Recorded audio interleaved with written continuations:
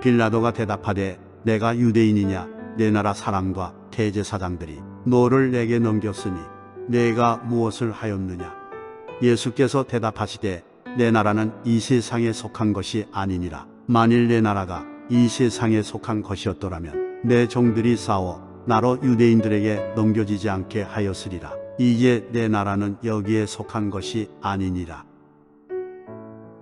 사람은 세상을 살아가면서 두 가지의 물음을 물어야 할 것입니다. 그 하나는 왜 사는가 라고 하는 것이고, 또 하나는 어떻게 살 것인가 라고 하는 질문이 되겠습니다. 왜 사는가 라고 하는 것은 삶의 방향성에 대한 물음이고, 어떻게 살 것인가 라고 하는 것은 살아가는 방법이나 기술에 대한 물음이 되겠습니다. 그래서 세상을 잘 살아가려면 바로 왜 사는가, 삶의 방향을 바르게 잡아야 할 것이고, 어떻게 살아야 할 것인가, 살아가는 방법과 기술을 바르게 아는 것이 결국 세상에서 승리하는 삶의 비결이라고 하는 것을 우리는 기억해야 됩니다. 요즘 많은 사람들이 어떻게 살 것인가 라고 하는 것에 대해서는 많은 관심을 가지고 있고, 끊임없이 살기 위해서 노력하고 애쓰는 모습들을 보게 되었습니다. 근데 문제는 왜 사는가라고 하는 것에 대해서는 관심을 두지 않는다고 하는 것입니다.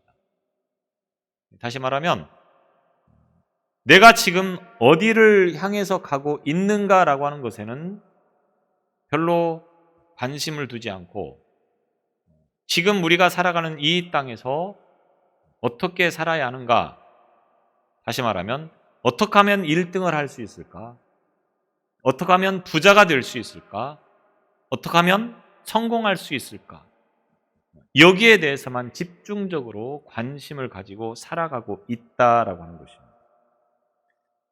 그렇기 때문에 아이나 어른이나 세상을 살아가는 방법과 기술들이 놀랄 만큼 발달하는 것들을 우리는 피부로 느끼게 되어집니다.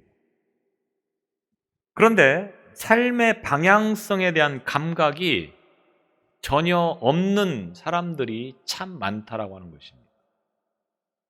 이 말은 무엇을 의미하는 것입니까? 열심히 살아가고 있습니다. 열심히 달려가고 있습니다. 그런데 어디로 가고 있는지, 어디까지 달려야 하는지를 모르고 달리고 있다라고 하는 것입니다. 상갓집 가서 한참 울다가 누가 죽었는지 물어보는 것과 다르지 않다라고 하는 것입니다. 여러분이 지금 부지런하게 얼마나 바쁘고 분주하게 한 주간을 살아왔습니까?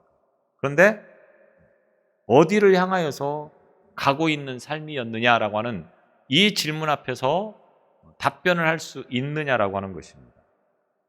그래서 많은 사람들이 열심히는 살아가고 있지만 어디로 가는지를 모르기 때문에 결국 세상이 우리에게 비춰지는 모습은 무엇입니까? 죄송한 표현이지만 미쳐 돌아가고 있다라고 표현을 해도 틀린 말이 아니라고 하는 것입니다. 중요한 것은 이 나라가 어떻게 돌아가든 내 자신이 과연 존재가 무엇이냐라고 하는 것을 바르게 아는 것이라고 하는 겁니다.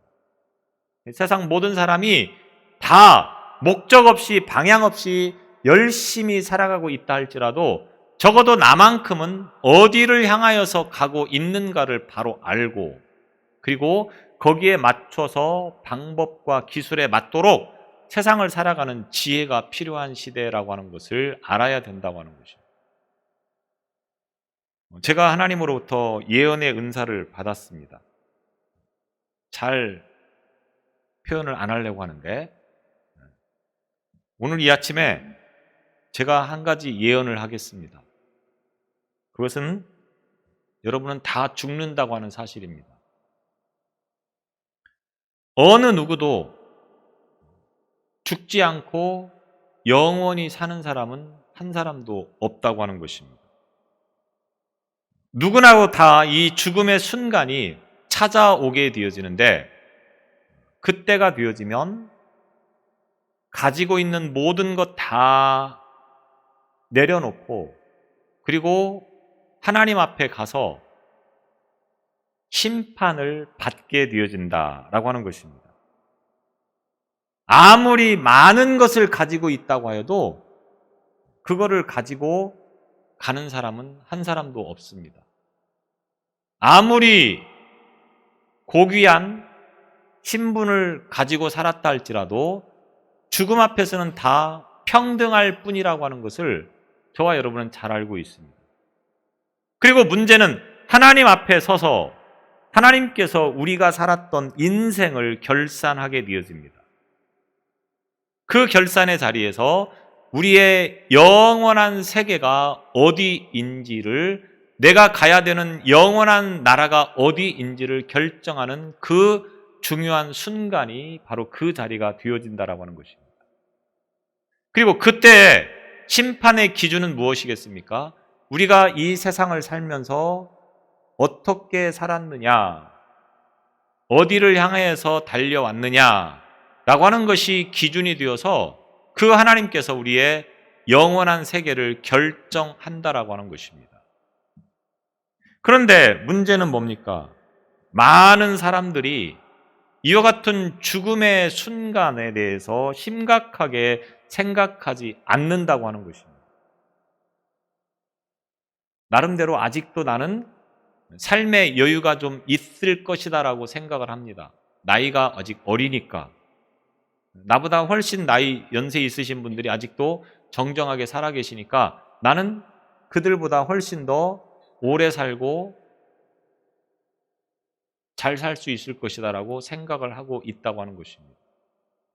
그런데 우리가 잘 알다시피 올 때는 순서가 있는데 갈 때는 순서가 없다라고 하는 겁니다. 언제 어떻게 하나님 앞에 가게 될지 아는 사람은 한 사람도 없습니다. 오직 하나님만 알고 계십니다. 많은 사람들이 여기에 대해서 궁금증을 가지고 점장이를 찾아가지만 사실은 점장이도 모릅니다. 이건 하나님만이 아시는 것이고, 이 비밀만큼은 적어도 하나님께서 누구에게도 말씀하고 있지 않다라고 하는 것입니다. 그렇기 때문에 우리는 죽음을 준비하는 삶을 살아야 된다. 감히 이렇게 말씀을 드리고 싶다라고 하는 겁니다. 그러기에는 아직 제가 너무 젊습니다. 어립니다. 이렇게 말씀하실지 모르겠습니다. 그래도 준비하셔야 됩니다. 왜? 언제가 될지 모르니까. 오늘이 될지 내일이 될지 아무도 모릅니다. 똑같이 해가 떠서 내일 아침이 나에게 주어질 것이라고 생각하며 사는 것도 복된 인생이겠지만, 만약 이 밤에, 이 하루에 하나님께서 나를 부르시면 내가 그 하나님 앞에 가서 과연 어떻게, 어떤 모습으로 설 것인가라고 하는 것을 늘 염두에 두며 살아가는 것 또한 복된 인생이라고 말씀을 드릴 수가 있겠습니다. 그러면 죽음을 어떻게 준비해야 됩니까? 죽음을 준비한다고 하는 것은 왜 사는가? 다시 말하면 어디로 가고 있는가를 바로 아는 것이고, 어떻게 살아가는가, 어떻게 살 것인가 라고 하는 것을 늘 준비하며 거기에 대한 물음에 답할 수 있는 그런 삶을 의미하는 것이 될 것입니다. 그래서 하나님 앞에서 내가 어떻게 하나님을 섬겼는지, 나에게 맡겨주신 그 사명을 어떻게 감당을 했는지, 하나님의 나라를 위해서 얼마만큼 헌신했는지, 하나님 나라에 얼마나 많은 보물을 쌓아두었는지, 이 모든 것들이 결국은 우리의 영원한 내세가 결정되어지는 기준이 되어진다고 하는 것을 저와 여러분이 기억해야 된다고 하는 것입니다. 이제 종교 재판을 통하여서 사형 판결을 받은 예수께서 빌라도 총독부로 끌려가게 되어집니다. 사형 집행의 권한은 오직 빌라도 총독에 의해서만, 다시 말하면 로마의 지배 아래에 있었기 때문에 로마에서만이 이제 사형의 집행권을 가지고 있기 때문에 유대인들의 최고 법정기관이었던 종교회의에서는 결코 사형을 선고했다고 할지라도 사형을 집행할 수가 없다고 하는 것입니다. 로마에 의해서만 사형이 결정되어진다고 하는 것입니다. 그래서 유대인들은 예수를 죽이고 싶었지만 자기들의 그 법만으로는 해결할 수가 없어서 결국 빌라도 총독으로 가야 했던 것입니다. 그래서 이른 새벽부터 빌라도에게 이제 끌려가게 되어집니다. 근데 유대인들은 이 빌라도의 그 관절을 굉장히 부정한 것이라고 여기면서 그 안에 들어가지 않습니다. 그래서 밖에서 대기를 하고 있는 겁니다. 그래서 성경에 보면 빌라도가 관정 밖으로 나오는 장면을 보여주고 있습니다. 이른 새벽부터 빌라도는 굉장히 불쾌한 모습으로 관정 밖으로 나와서 예수를 신문을 하게 되어집니다. 대충 예수가 지금 잡혀와서 사형을 시키라고 하는 이 유대인들의 모든 상황들을 어느 정도는 짐작을 하고 있었습니다. 누가복음에 보면 이 과정을 매우 상세하게 기록을 해놓고 있는데 이미 빌라도에게 한번 와서 재판을 받고 빌라도는 그냥 이 상황을 다시 헤롯 대왕에게 돌려보냈습니다. 근데 또 헤롯 대왕은 그 자리에서 판결할 수가 없기 때문에 이 문제는 이제 로마에서 해결할 문제다라고 해서 다시 빌라도에게 보내는 그런 과정을 누가복음에서 보여주고 있습니다. 여튼 빌라도는 지금 예수를 재판하려고 하는 이 모든 상황들에 대해서 어느 정도는 짐작을 하고 있었는데 마태복음 27장 18절에 의하면 예수께서는 이 유대인들의 시기심 때문에 지금 사형을 선고받고 빌라도에게 온 것을 어느 정도는 알고 있었다라고 하는 겁니다. 그래서 모든 상황들을 이 빌라도가 어느 정도 알고 있었기 때문에 형식적으로 몇 가지 질문하고 다시 돌려보내려고 하는 것이 빌라도의 생각이었다라고 하는 것입니다. 그런데 유대인들은 기어코 예수를 죽여야 되겠다고 하는 그것이 매우 강하다 보니까 빌라도가 그들의 분위기를 쉽게 물리칠 수 없어서 어쩔 수 없이 다시 예수에 대해서 구체적으로 재판을 하려고 합니다. 그래서 관정 안으로 들어가서 예수를 불러들였고 그 관정 안에서 재판받는 과정을 바로 오늘 본문의 말씀을 통해서 보여주고 있습니다. 33절에 보면 빌라도가 다시 관정에 들어가 예수를 불러 이르되, 밖에서 잠깐 재판했다가 돌려보내려고 했는데 그렇게 되지 않을 것을 알고 이제 구체적으로 예수를 재판하려고 관정 안으로 들어가서 예수를 불렀던 것입니다. 그리고 예수에게 질문을 합니다. 네가 유대인의 왕이냐? 이 질문은 나름대로 빌라도의 입장에서는 약간 의미를 가지고 이렇게 질문을 하고 있는 것입니다. 왜냐하면 유대인들이 이 예수를 고발할 때 스스로 유대인의 왕이라고 지칭하고 있으면서 황제에게 감히 반역을 일으키려고 하는 그런 마음을 가지고 있다고 하는 죄목을 가지고 예수를 고발했기 때문에 그렇습니다. 근데 빌라도는 이미 예수에 대한 소식을 알고 있고 지금 초라하게 이 법정에 끌려 나온 예수의 모습을 보면서 네가 유대인의 왕이냐? 너처럼 초라하게 생긴 사람이 유대인의 왕을 할 수 있겠느냐? 이런 조롱 섞인 비난이면서 나아가 유대인들을 향하여서 이렇게 초라한 사람을 유대인의 왕이라고 하면서 고소하는 너희들 또한 참 이해할 수가 없다라고 하는 조롱 섞인 질문이 바로 이 질문이라고 볼 수가 있겠습니다. 다른 사람도 아닌 너 같은 사람이 어떻게 유대인의 왕이라고 할 수 있겠느냐? 또 이 예수를 고발한 유대인들 또한 이렇게 초라해 보이는 자를 반역죄라고 하면서 아침 일찍부터 나를 귀찮게 하느냐? 예수와 유대인들을 향하여서 동시에 조롱 섞인 그러한 질문을 지금 던지고 있는 것입니다. 누가복음 23장 2절에 보면 유대인들이 예수를 고소한 죄목을 크게 세 가지로 기록을 해놓고 있습니다. 하나는 유대인들을 미혹했다고 하는 것입니다.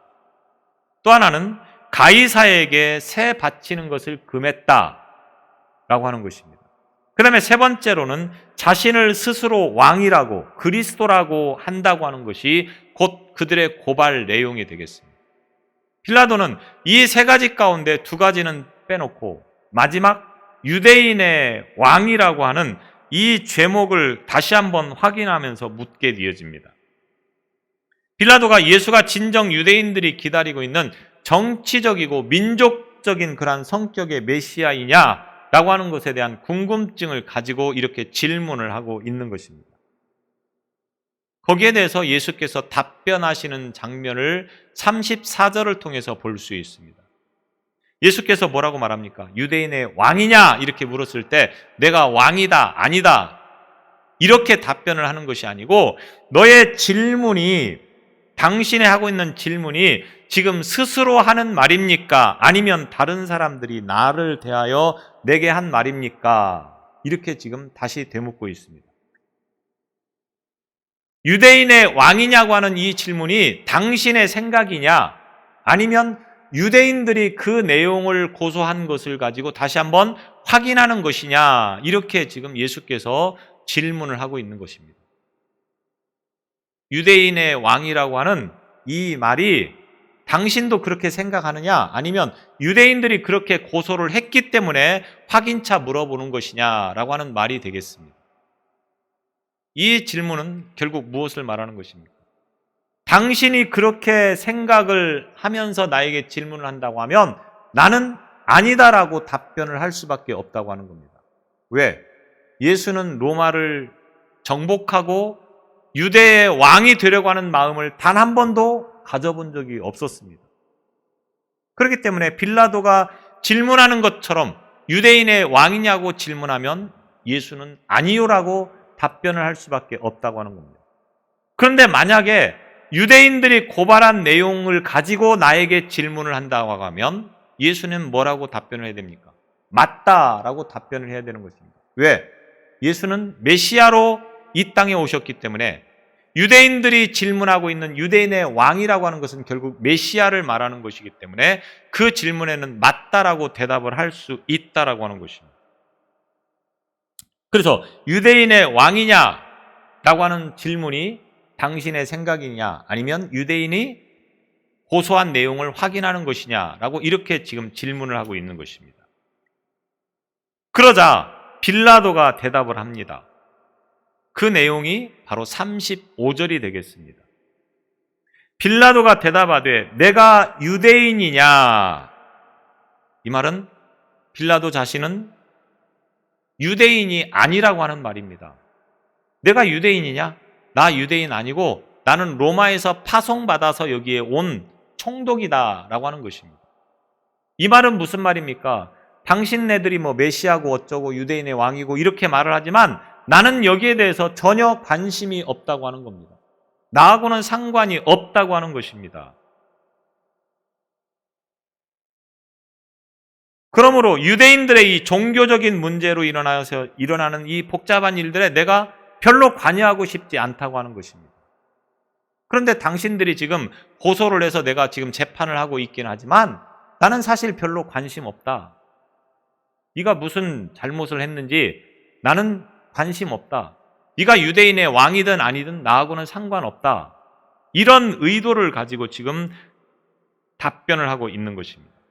내 나라 사람과 대제사장들이 너를 내게 넘겼으니 나는 관심 없는데 네 나라 사람들, 곧 유대인들이 너를 지금 고소를 하고 너를 여기까지 끌고 오지 않았느냐. 그러면서 하는 말이 뭡니까? 네가 무엇을 하였느냐. 이렇게 다시금 질문하고 있습니다. 네가 도대체 무슨 짓을 하고 다녔길래 같은 유대인인 동족이 너를 지금 죽이려고 하느냐. 이런 말입니다.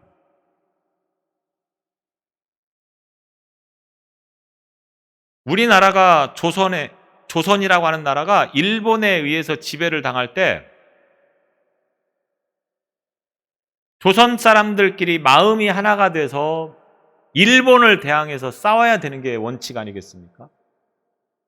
그런데 같은 조선 사람이 시기하고 질투하는 마음을 가지고 일본 정부에다가 고발을 하고 죽이라고 하는 그런 지금 상황이 바로 이 상황이 되어지는 것입니다. 빌라도가 로마 사람이면서 유대인들이 잘못이 없는 이 유대인을 고소하는 것을 도무지 이해할 수 없다. 빌라도 입장에서는 지금 그런 의도를 가지고 이렇게 말을 하고 있는 것입니다. 네가 도대체 뭐를 했길래, 무슨 짓을 하고 다녔길래 같은 유대인들이 이렇게 너를 죽이려고 하느냐? 지금 이 질문을 하고 있는 것입니다. 여기서 우리가 기억해야 될 것은 내가 무엇을 하였느냐? 이 질문이 훗날 하나님께서 오늘 저와 여러분을 향하여서 하시는 질문이라고 하는 것입니다. 주보를 보면서 잘못 인쇄됐네라고 혹시 생각을 하신 분이 계신지 모르겠습니다. 제목이 지난주하고 똑같거든요. 별로 관심이 없었는지는 모르겠는데 제목이 지난주하고 똑같아서 혹시 잘못 인쇄됐나? 이렇게 생각하신 분이 계신지 모르겠습니다. 오늘 하나님께서 저와 여러분을 향하여서 다시 질문합니다. 내가 무엇을 하였느냐? 지난주에는 무슨 내용이었습니까? 하나님께서 가인을 향하여서 네가 무엇을 하였느냐라고 질문을 했습니다. 오늘은 빌라도가 예수를 향하여서 무엇을 하였느냐? 이렇게 지금 질문을 하고 있는 것입니다. 이 질문을 향하여서 예수님께서 답변하시는 내용이 36절 말씀이 되겠습니다. 예수께서 내 나라는 이 세상에 속한 것이 아니니라. 만일 내 나라가 이 세상에 속한 것이었더라면 내 종들이 싸워 나로 유대인들에게 넘겨지지 않게 하였으리라. 이제 내 나라는 여기에 속한 것이 아니니라. 빌라도가 네가 도대체 무슨 짓을 하고 다녔느냐? 이렇게 질문하니까 예수님께서 뭐라고 말씀합니까? 나는 하나님의 나라를 위해서 지금까지 살아왔다. 하나님 나라를 세우는 일을 위해서 내가 일을 했다. 진리를 지키는 일을 위해서 내가 일을 했다. 이런 말씀을 지금 주시고 있는 것입니다. 내가 세우고자 하는 나라는 당신들처럼 힘으로 지배하고 권력으로 지배하는 세상이 아닌 그런 세상을 만들기 위해서 내가 지금까지 해왔다, 살아왔다. 이렇게 지금 말씀을 하고 있는 것입니다. 주님께서는 진리의 왕이신 것을 복음서를 통해서 보면 곳곳에서 선포하고 있습니다. 그리고 그 진리를 위해서 이 땅에 오셨고 그 진리를 삶으로 증거하심을 우리가 말씀을 통하여서 보게 되었습니다. 내가 무엇을 하였느냐? 이 빌라도의 질문에 대해서 주님께서 답변하시는 내용은 뭡니까? 나는 진리의 왕으로 이 땅에서 진리를 행하는 일을 위해서 지금껏 살아왔다. 이렇게 답변을 하시고 있는 것입니다. 그래서 주님께서는 어떤 경우에도 진리만을 행하셨다고 하는 것을 우리는 그 예수님의 삶을 통하여서 볼 수 있습니다. 오직 진리 안에 있는 참 생명만 나누어 주셨다. 이것이 곧 예수님의 답변이라고 하는 겁니다. 이것이 바로 세상입니다. 진리라고 하는 것은 뭡니까? 항상 사람들에게 외면을 당하면서 진리를 지키고자 하는 자들은 마치 세상에서 큰 문제가 있고 잘못을 하고 있는 사람처럼 비춰지는 것이 세상이라고 하는 것입니다. 우리가 세상을 살아가면서 정직하게 살고 진실하게 살다 보면 사람들이 가끔은 조롱합니다. 혼자만 잘났냐? 이런 식으로. 모든 사람들이 다 불의 앞에, 불법 앞에 타협하는데 진리를 지키기 위해서, 법을 지키기 위해서 따르는 그러한 사람들은 항상 손가락질을 당하고 비난을 당한다고 하는 것입니다. 왜? 세상은 진리와는 상관이 없는 곳이 바로 이 세상이기 때문에 그렇습니다. 그래서 예수님께서 뭐라고 말씀합니까? 나는 왕이다.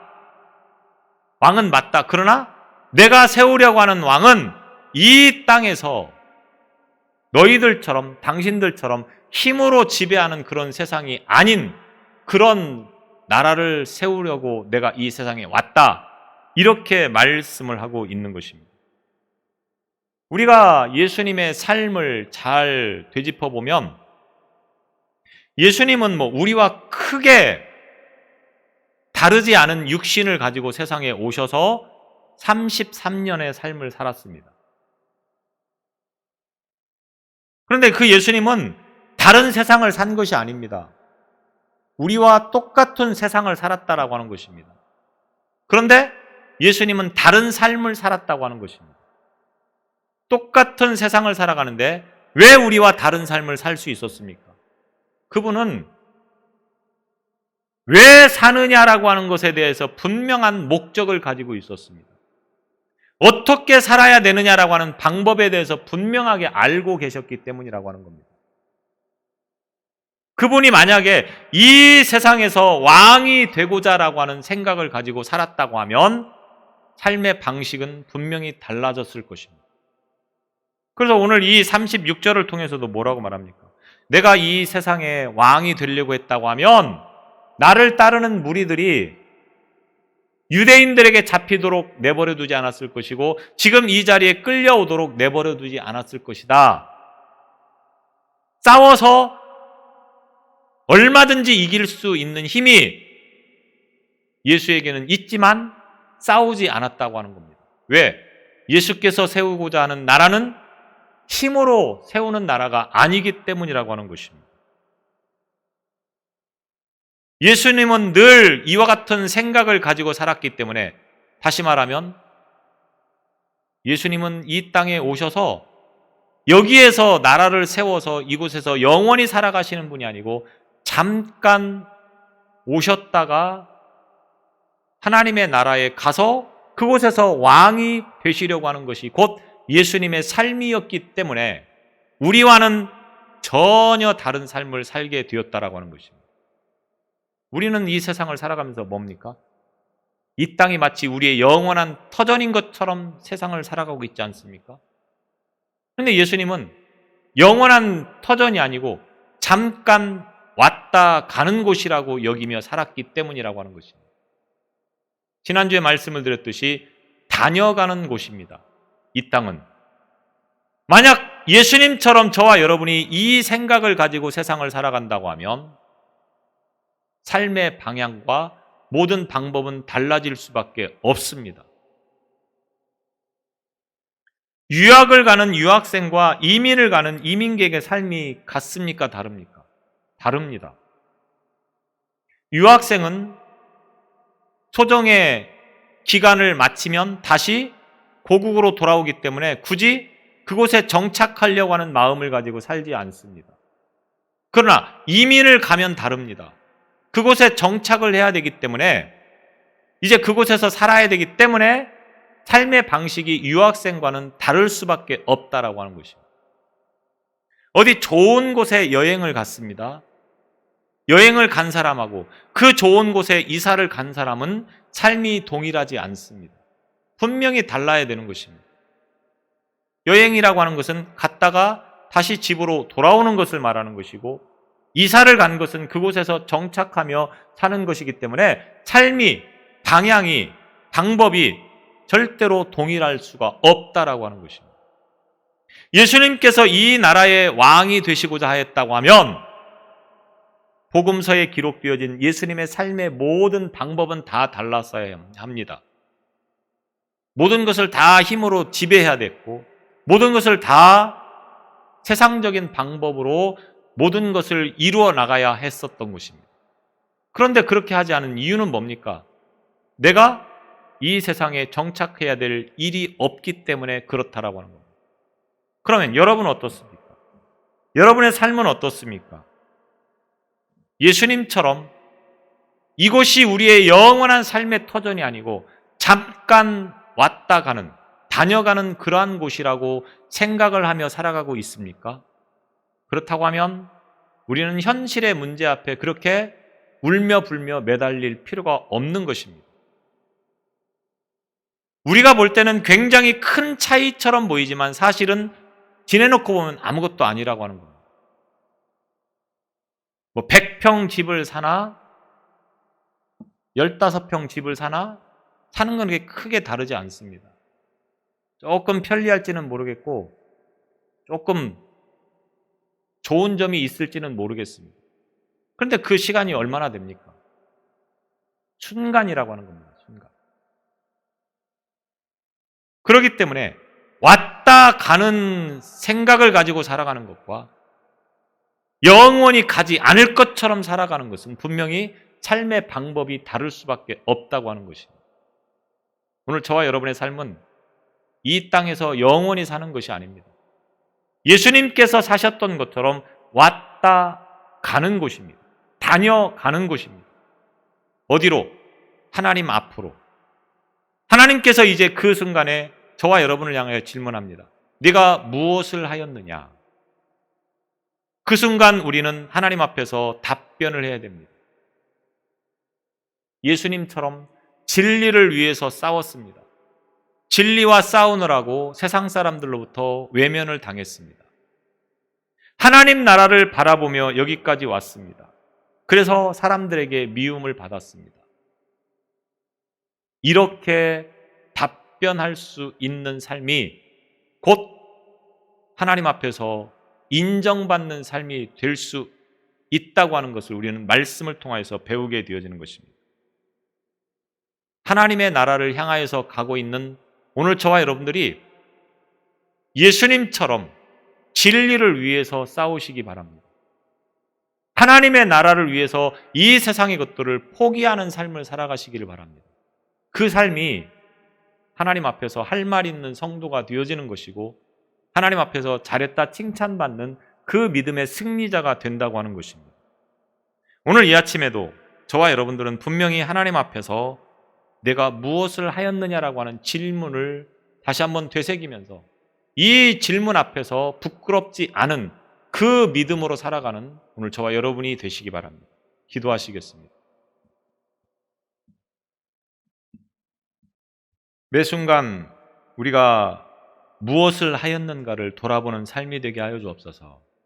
인생은 분명히 살아감에 있어서 왜 사는가를 질문해야 되겠고 어떻게 사는가를 질문하는 삶을 살아야 되겠습니다. 이 모든 문제를 가지고 하나님 앞에 서서 이제 모든 것을 심판받게 되어지는데 그 앞에서 부끄럼 당하지 않는 삶이 되기 위해서 지금 이 순간 우리가 목적지를 바르게 알게 하시고 삶의 방법이 주님의 뜻에 어긋나지 않도록 더욱더 믿음으로 깨어있는 삶이 되게 하여 주옵소서. 이 세상은 우리의 영원한 처소가 아니고 잠깐 왔다 가는 곳입니다. 우리가 잘 준비되어진 신앙을 가지고 하나님 앞에 갈 수 있는 믿음 되게 하여 주옵소서. 예수님 이름으로 기도드리옵나이다. 아멘.